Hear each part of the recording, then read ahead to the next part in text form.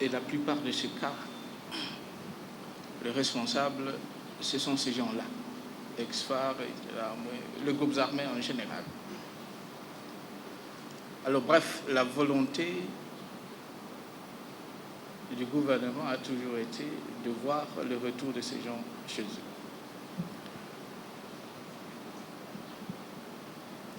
Parallèlement à la présence des ex-FAR et FDLR sur le terrain,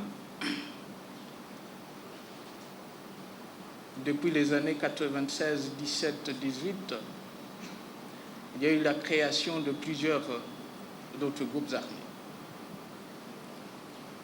Tantôt Pareco, tantôt ce sont les Maïmaï, éparpillés partout et sur toute l'étendue de ces deux provinces. Tantôt le CNDP, depuis 2004, 2005. Et c'est précisément pourquoi en 2008, début 2008, soit fin 2007, début 2008, on avait levé l'option, on avait organisé une conférence sur la paix, la sécurité et le développement dans les deux provinces, Nord et Sud Kivu. La conférence s'était tenue à Goma.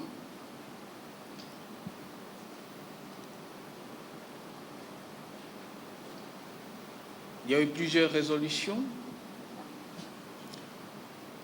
et l'on devait commencer avec la mise en application.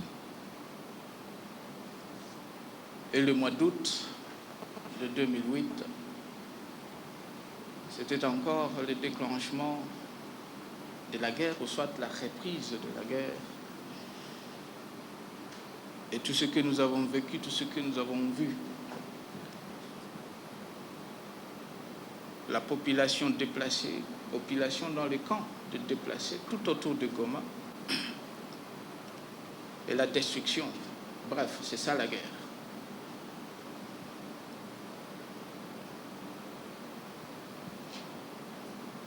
Il fallait trouver une solution, et une solution presque définitive.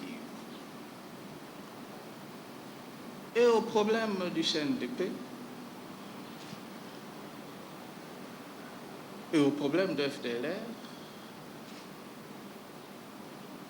et au problème de groupes armés éparpillés partout dans la province, dans les deux provinces, Nord et Sud Kivu.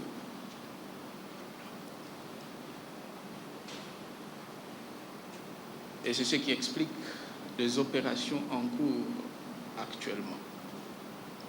C'est conformément